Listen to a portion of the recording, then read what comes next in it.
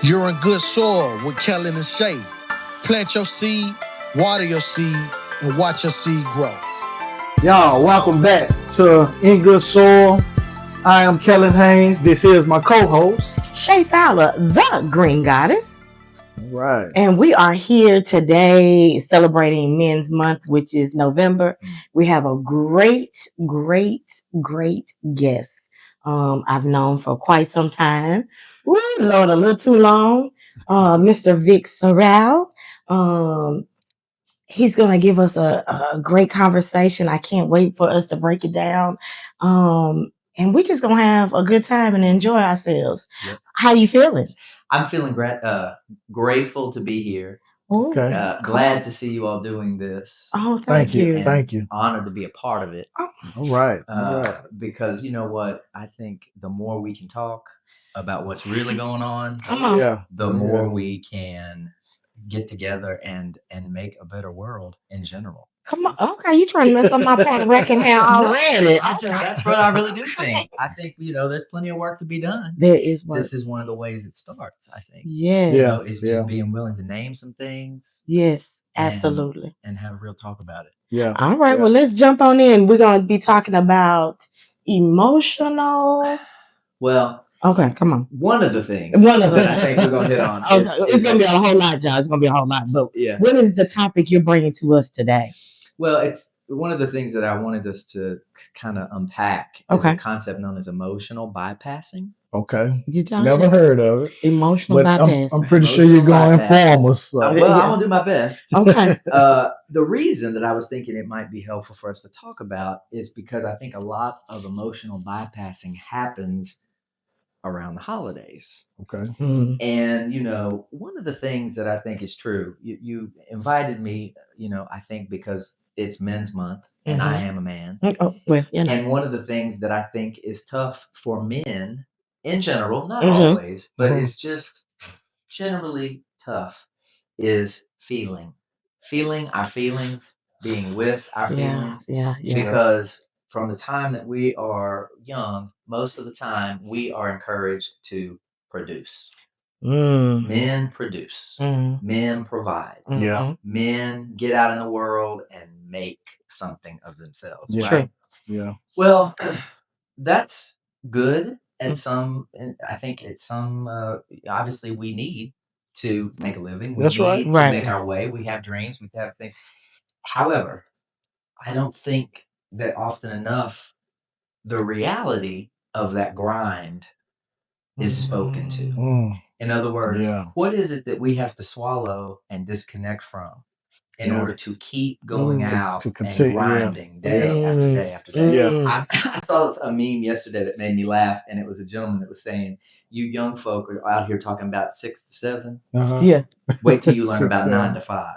I just saw it today. Okay, I gotta go look at this. I thought that is as real as rain. I just saw it this morning. Because anybody who's ever had a job for any period of time and had to keep getting up and go back to that job, I don't care how much you love it. Right. There is real life that you sometimes have to squelch, suppress, figure out what to do with. Because you got to continue to go. Showing up for the thing. Right? Show up for the thing, show up to pay the bill, show up to support the family. Pour into other people. Yeah, true.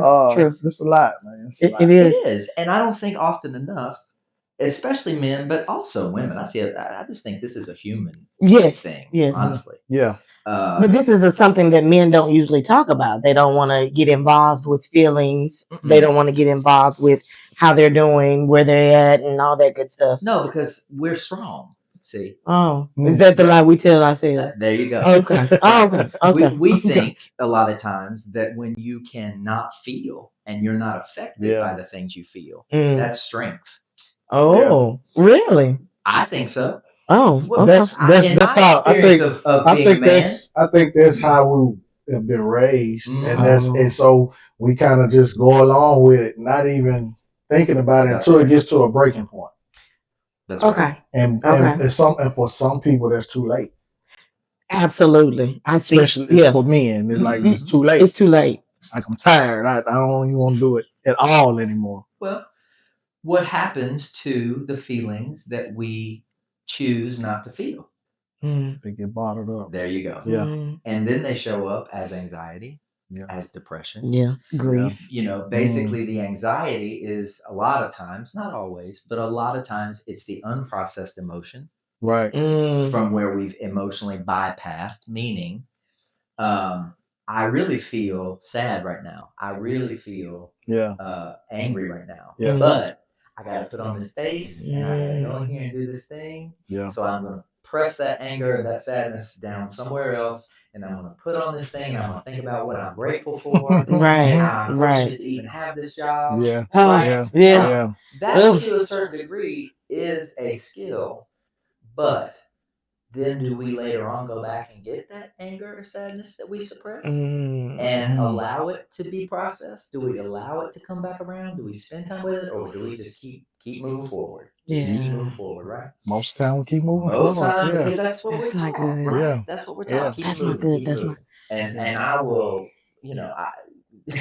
sometimes I think we learn because this has been my experience. It's like we can speak to something because it's like, I have definitely done this. I definitely do this. Right. And I work to try to, love myself a little more. Yeah. And once you learn sort of what it is to be more present to what's really going on.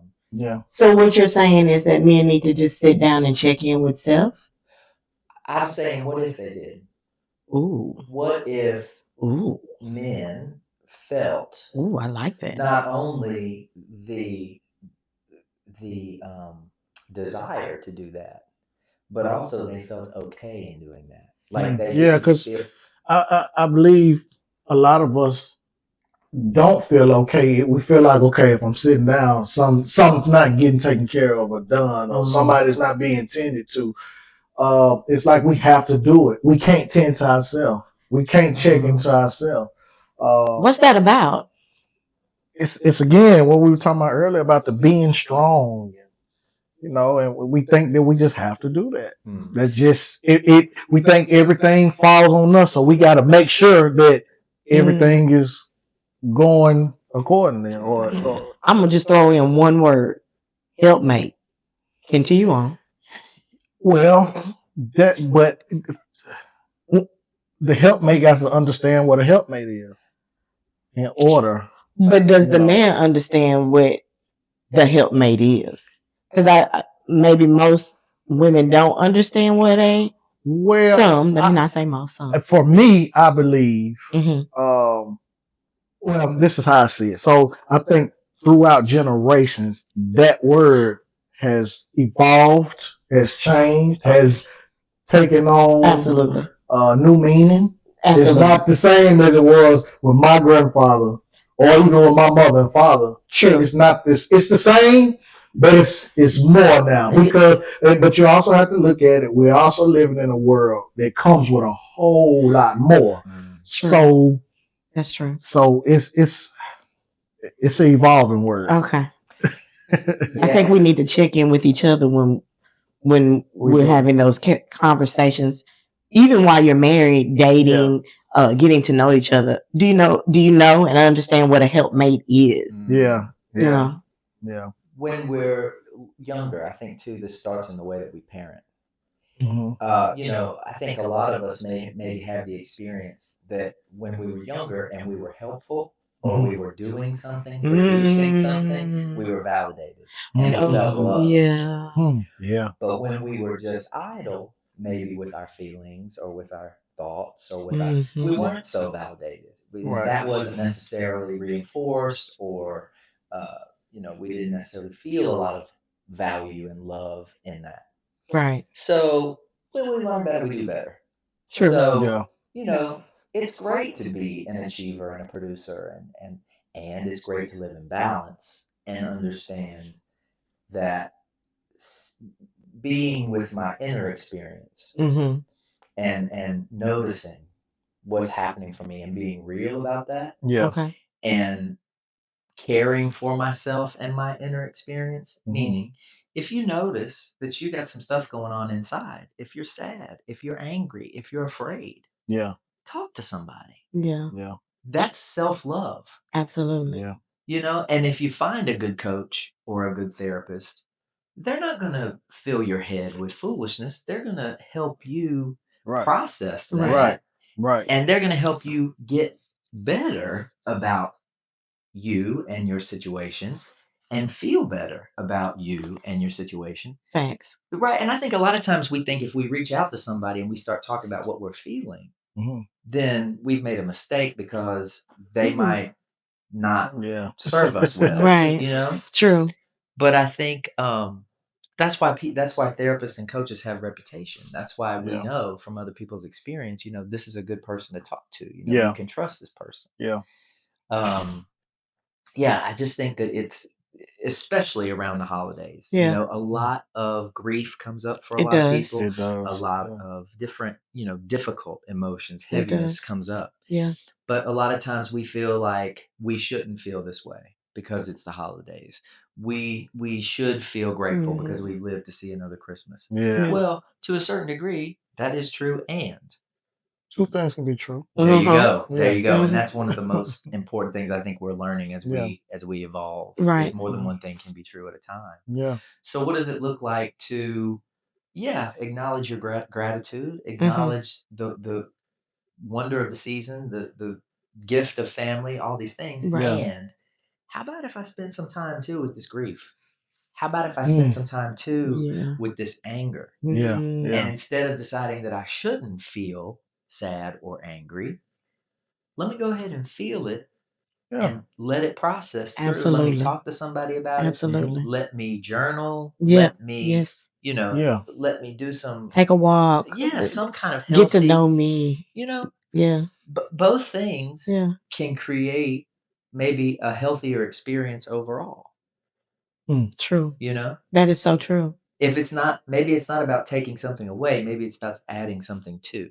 Okay. Adding some understanding, adding some acknowledgement, Yes. adding some.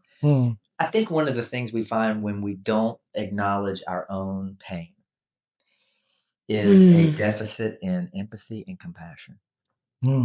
That can be so true. That can, because you forget how to feel that and give that all in the same breath. Probably this is why we're in the situation as a nation now. I think so. Because somebody has forgotten compassion and empathy. They don't know what that means anymore because they shied away and didn't tune into self to figure out what that is. Didn't take time out to learn self or talk to self. Yeah. Why do I act this way? Why do I think this way? Why do I feel this way? Because you do have to tune into you. Because if you don't, you're going to explode or you're going to pour boo-boo on everybody or everything. Yeah.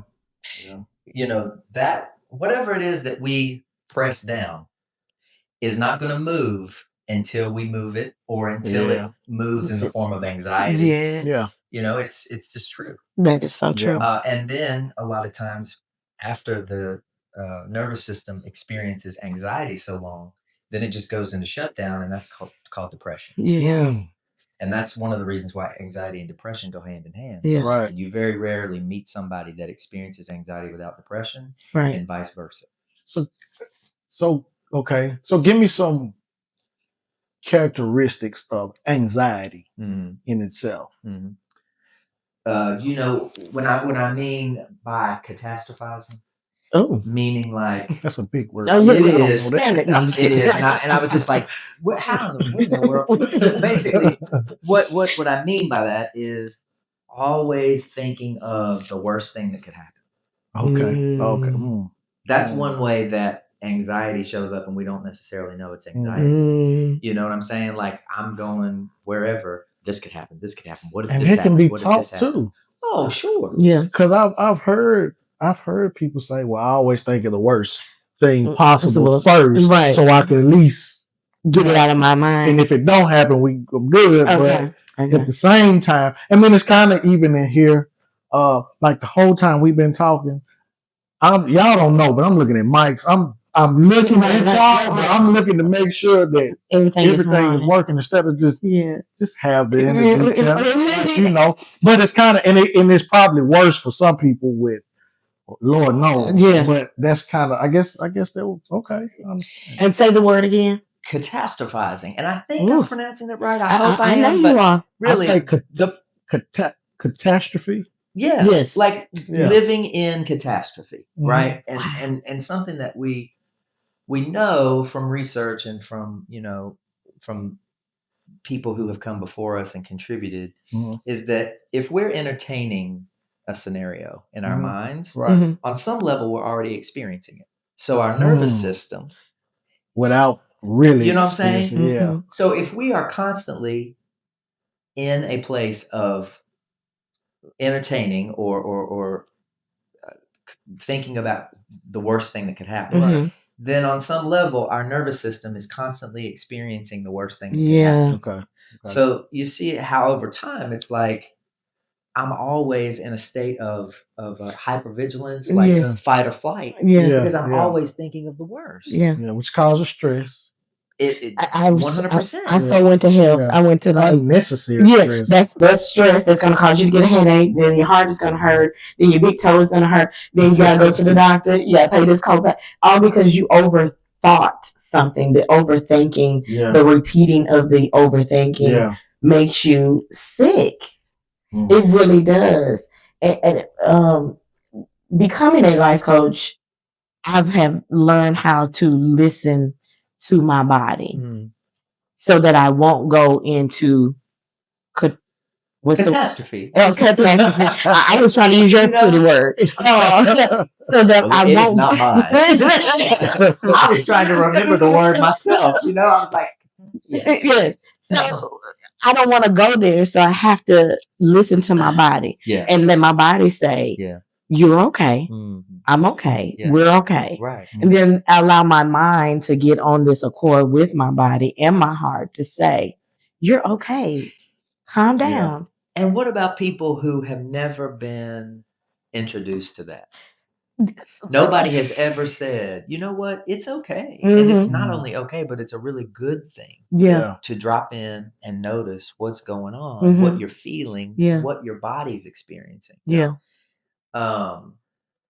I think that a lot of times when we are consistently disconnected from what we're feeling and what's going on with our body, then it's pretty much impossible to be an emotionally available person. It's pretty much impossible to have true intimacy with anybody. And so, but at the same time, we vilify those kind of things. Right. Well, especially for men. Well, you don't want him. He's emotionally unavailable. Well, you know why? Because he's grown up in a society that's taught him that if he gets in his feelings, then he's soft. He's soft. He's weak. Right. Acting like a female. Right. So, I mean, this is how, this is one of those examples of as we grow and evolve and learn, we do better. It doesn't really make a lot of sense to name blame. Right. But we can name the thing that's asking to change. Right. Who cares whose fault it is? Doesn't matter whose fault it is. Doesn't matter how it happened. Right. What matters is what can we do differently now? Right. And moving forward. Because in moving forward, let's move forward. Right. Let's not get stuck in this space. Right. Because then you're not hurting yourself. You're hurting the person that you're having this issue with.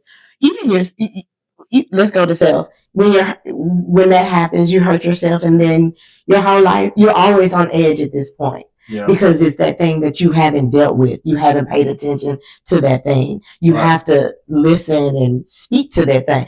At church, the pastor always say, speak to that thing. You have that authority in your own body. You shouldn't have to call the usher board, the deacon board, the deaconess, and the pastor, the elders. The minister. None of that. You have the authority in yourself to say to that thing, hey, this has been great. But I'm gonna need you to leave this space. This ain't for you no more. I thank you. Tell the thing thank you.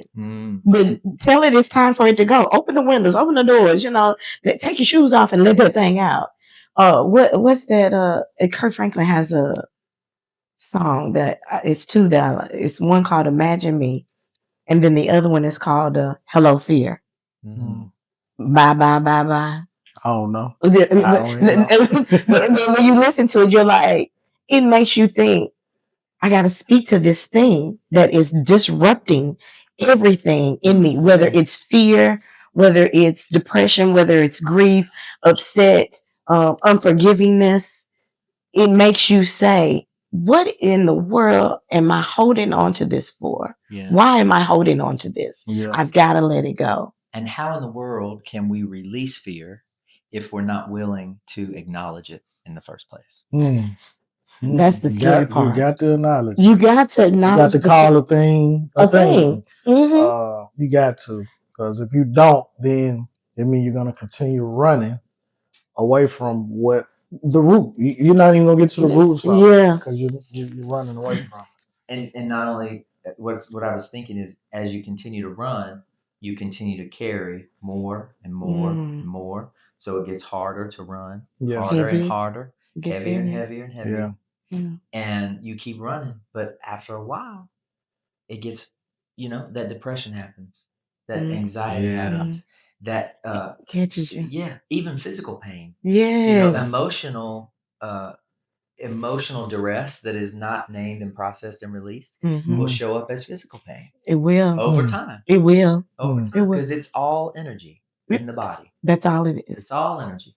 So these emotions that we aren't willing to feel and we aren't willing to name and we aren't willing to be with, they turn into other things over time. It's true. We don't really get away from them until we acknowledge them, process them, and let them go. So you're saying that you have to acknowledge what's really going on with you. I would say you don't have to do anything, but you get to if you choose to. If you choose to. Come on, you don't have to. And we don't, right? You don't. We see plenty of examples all the time of people who were like, I ain't fooling with it. Nope, yeah. I'm not. I'm not. No, I don't. I'm not doing feelings. But at least you have the opportunity out there to make it happen.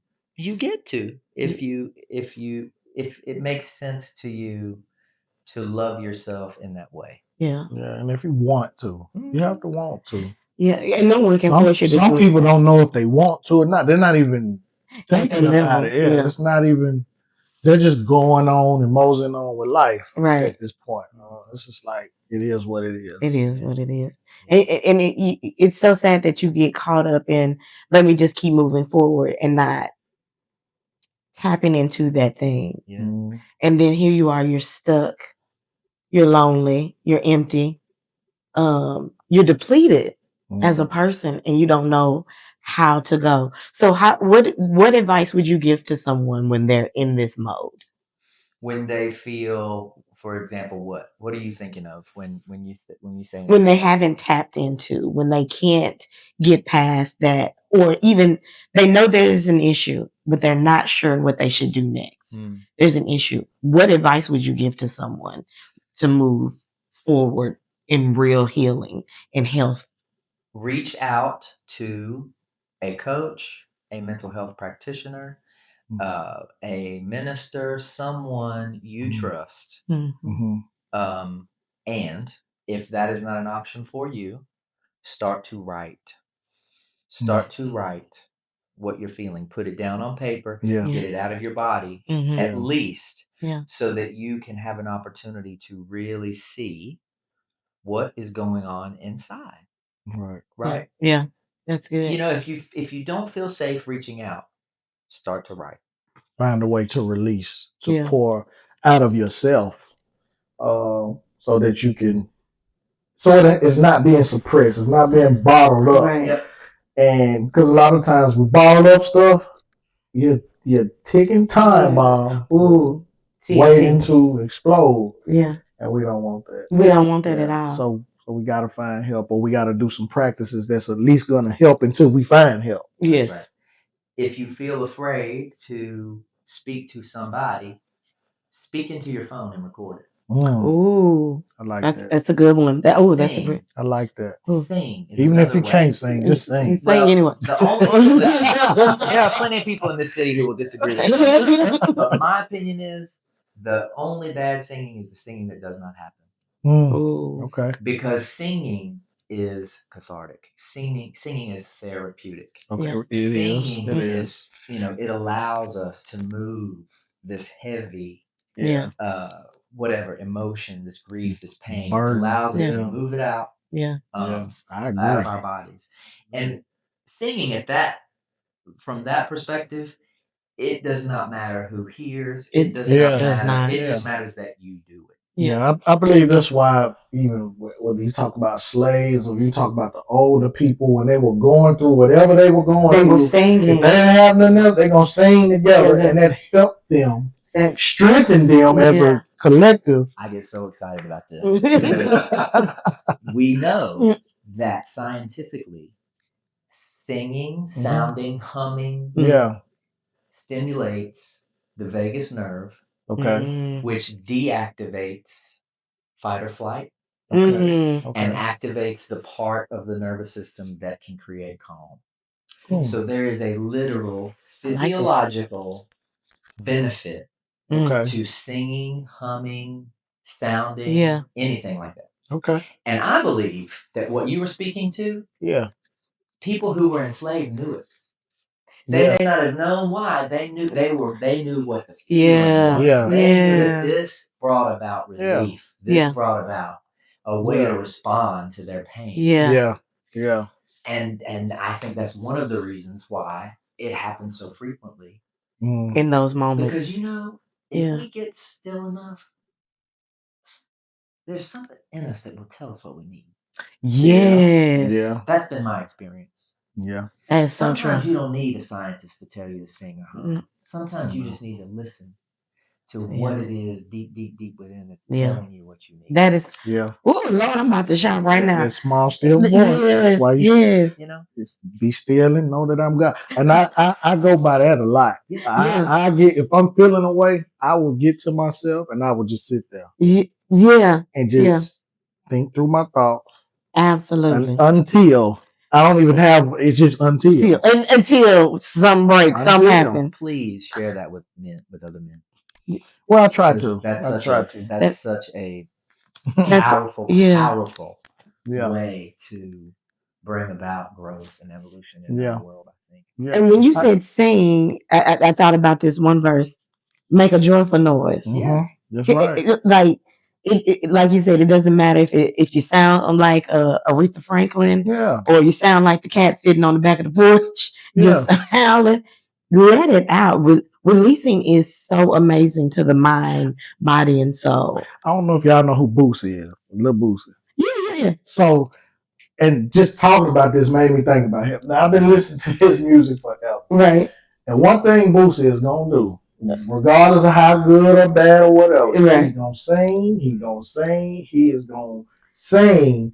And I believe for him, and because like you said, he don't care what nobody thinks. Boosie just going to sing. He going to let it loose.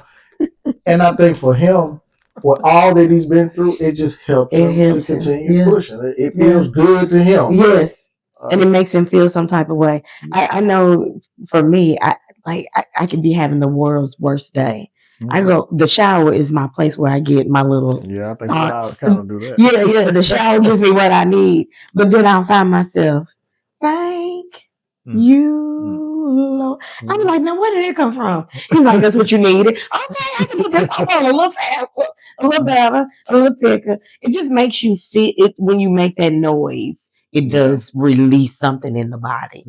It does give you that space that was so full of thickness. It releases and allows you to fill it with some joy, some peace, some happiness. I play music and I sing along with it, and hey, by the time I'm done with the shower and shave or whatever I'm doing, you're like, wow, let's do this. What's next? Next. Oh yeah. It's regulating. It is very regulating. It's very regulating. That's something that I think we can all use is tools or ways that we can keep in our back pocket. When I get dysregulated, when I'm out of sorts and I know it, what do I know works for me? Right.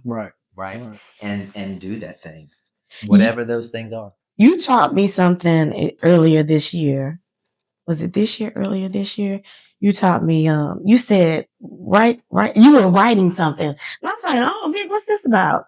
And it was hi, my name is Vic and I forgive myself. And you said you need to do that. And I was like, what the hell? What are you coming for me for? I don't need to do this. What are you doing? What is this about? Mr. Psychologist, why are you coming for me? I was like, well, okay. I went out and bought a little notebook at the store and I was like, let's see. And you said write it like 300 times or something, or 7 pages of it. And I was like, I'm not going to do this. And some said, hi, my name is Shay Fowler and I forgive myself completely. And I was like, you wrote that down. And then I started writing it down all the way to the bottom of the page. And I was like, so what'd you give yourself for? And I was like, oh, no, just keep writing. Don't answer that. Don't listen to that voice. Just keep writing. And I think I did 8 pages of that, of just writing. I forgive you. Hi, Shay Fowler. Hi, my name is Shay Fowler, and I completely forgive myself. Or I forgive myself completely. And when I finished that, I thought to myself, you forgive yourself for what? And I could tell myself what. Y'all don't laugh at me, but I get a little emotional. My little tears might fall, but I got to keep my eyelashes on. I began to say to myself, you forgive yourself wholeheartedly. There's nothing that you owe yourself anymore but grace. Continue to forgive yourself on a day-to-day basis. Because guess what? You forgive you. Mm-hmm. Woo. Okay. Okay. A teacher that I had many years ago reminded us that in the Bible it says to forgive 70 times 7. Ooh. So the practice is rooted in that scripture or that, offering from the Bible. Right. If you write 70 times a day for 7 days. Okay. I, Vic Sorrell, forgive myself completely. 70 times for 7 days in a row. Completely. See what happens for you. I have notebooks where I have written pages and pages. Yeah. I forgive this person. Well, myself always first, right. But I forgive this person. I forgive this person. I forgive this person. So one of the most, let me just say it this way. We don't have the power to change what happened, but we do possess the power to change how we experience what happened. Ooh. Well, that's good. That's good. That's good. Maybe in the moment when it happened, we experienced it a certain way. Yeah. We do have the capacity to change the way we experience today something that happened in the past. Yes. Yeah. Yes. We do. And that is, to me, that is wisdom. That is real wisdom. Wisdom that has really helped my life, changed my life. Is this thing bothers me? Yeah. How can I change the way that I experience it today? Yeah. And one of the ways that has been most helpful and most pivotal, forgiveness. Yeah. Forgiveness. Yeah. Oh, Jesus. If we want to be free from it, if we want to be lighter and not carry it, forgiveness. And one of the ways to get our brain on board with forgiving is to write. That is 70 times 7. Because a lot of times we can forgive in our spirit, but our brain is still remembering. Yeah. Our brain is still on it. We forget. What is it? We forgive, but don't forget. Okay. Yeah.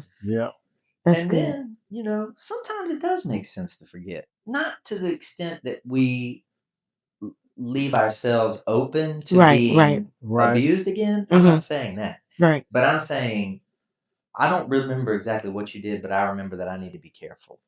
With you. With you. I need to have a boundary with you. Because you've proven to me in the past that, But I don't really need to go back into every little thing that was said and every little thing that was done. I forgive you. I release you. I forgive me for my part. I release that.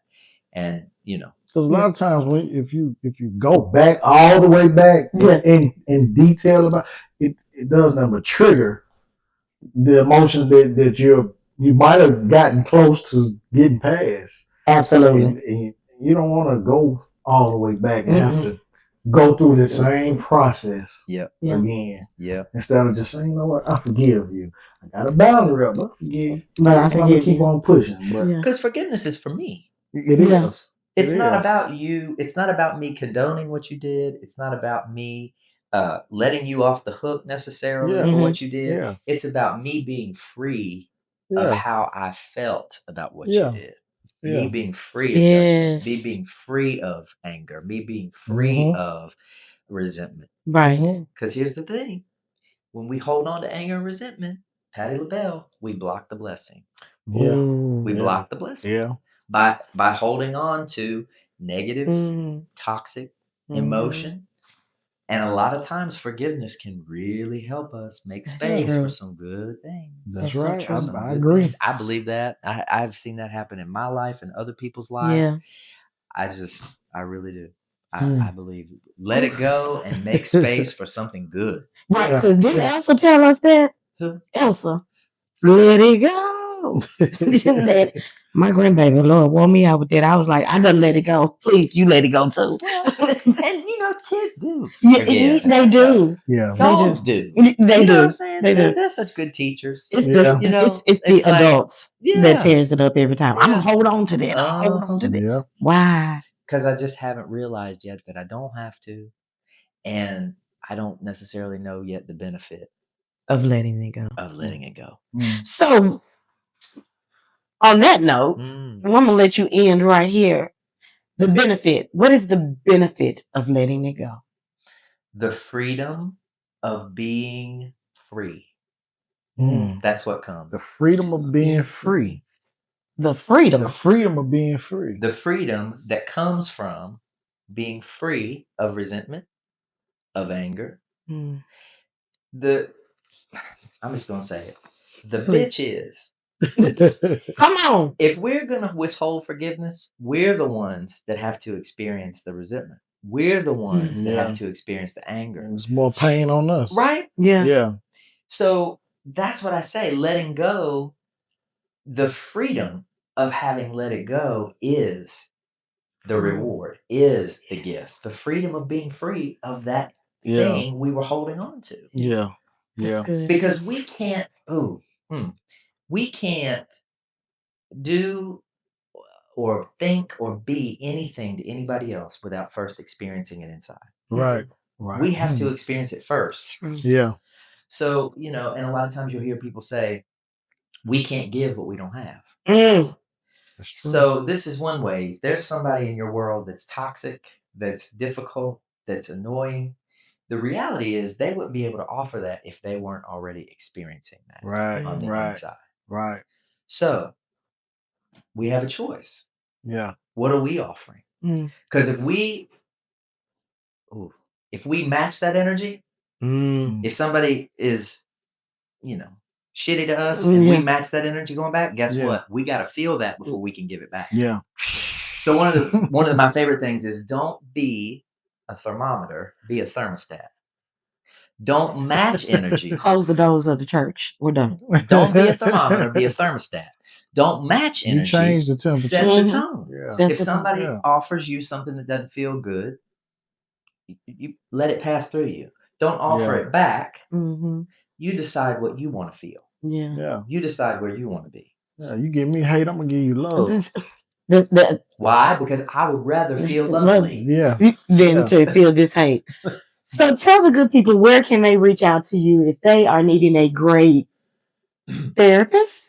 Therapist, yes. Finally, after all these years, I actually did the thing and got the license. And yes, I am actually a therapist now. Okay. So how long? Is this recent? Yes. It is. Well, congratulations. We should have led with that. I know. You didn't give me time, but it's okay. Yeah, so I just, I've actually been working in the therapy arena for a couple of years, but I've had, fortunately, there's a lot of supervised work that has to happen before you can actually be licensed. Okay. So I have completed all of that and I was just licensed in August 1st. Congratulations, man. Yeah, thank you. Congratulations. I appreciate it. That's my baby. Yeah, that's true. Because she's known me since that was just barely an inkling. 2008 when I met Shay, life was leading me to this, but I had no idea. Right. I had no idea. Absolutely. So, yeah. So they can reach you how? Best way, probably Instagram. Vic Sorrell, VicSorrell. All right. Or reach out to you because you definitely know how to get me at any given time. Thanks. So yeah.